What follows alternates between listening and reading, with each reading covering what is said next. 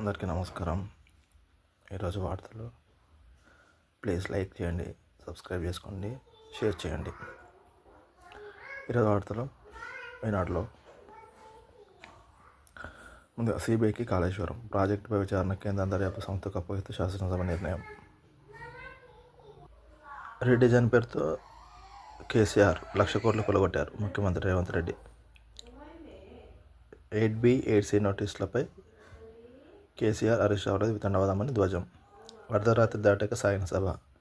CM ప్రకటన అనంతరం నిరవధిక వాయిదా. కాంగ్రెస్ బారాసుల మ్యాచ్ ఫిక్స్గా కాళేశ్వరం నివేదిక. కేసీఆర్ అరెస్ట్ అవ్వలేదు, అవినీతి అందులో ఎందుకు ప్రస్తావించలేదు? భాజపా శాసనసభ విపక్ష నేత మహేశ్వర్ రెడ్డి.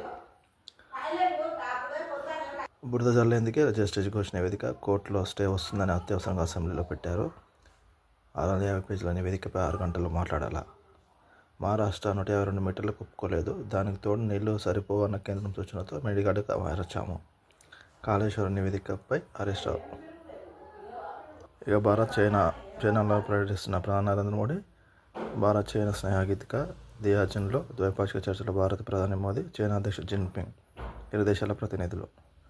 వివాదాలతో బంధాలు పాటు చేసుకోవద్దు, డ్రాగన్ ఏనుగు కలిపి నాట్యం చేయాలి జిన్పింగ్. మూడో దేశం కోణం నుంచి మన బంధాన్ని చూడకూడదు, పరస్పర విశ్వాసంతో ముందుకు వెళ్దాం మోదీ. ఇరు దేశాల్లో 280 కోట్ల మంది సంక్షేమానికి కృషి చేద్దామని పిలుపు. ఆన్లైన్లో బెట్టింగ్ నష్టం పనిచేసే బ్యాంకు కన్నం. నిందితుడి క్యాషియర్ సహా 44 మంది అరెస్టు. 15.27 కిలోల బంగారు స్వాధీనం. ఆర్టీ డ్రైవర్ల సెల్ఫోన్ వాడకంపై నిషేధం. నేటి నుంచి 11 డిపోలలో ప్రయోగాత్మక అమలు. శ్రమయే జయతే. 20 ఏళ్లు దాటిన వ్యాయామం మొదలు పెట్టాల్సిందే వెల్లడించిన ప్రపంచ ఆరోగ్య సంస్థ. స్తంభాలు కూలి, ట్రాన్స్ఫార్మర్లు మునిగి. ఉమ్మడి నిజామాబాద్లో వరదలకు కుప్పకూలిన విద్యుత్ వ్యవస్థ పూర్తి స్థాయి పునరుద్ధరణకు చాలా సమయం పట్టే అవకాశం. కామారెడ్డి సమీపంలో వర్షాలకు నెలకొన్న వ్యవసాయ ట్రాన్స్ఫార్మర్. సెప్టెంబర్లోని దంచుకొట్టుడే వర్షాలపై పునర్విస్తారంగా వాహనాలు.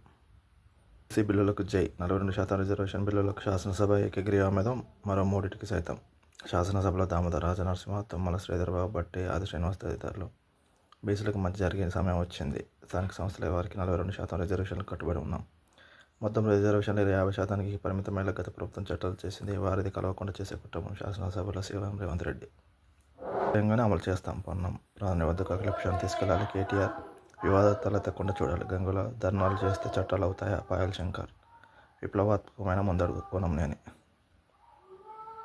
ప్రధాన దేవాలయాలకు కొత్త హంగులు. 2,202 కోట్ల అంచనాతో భక్తుల సౌకర్యాలకు బృహత్ ప్రణాళిక. జాబితాలో బాసర, భద్రాచలం.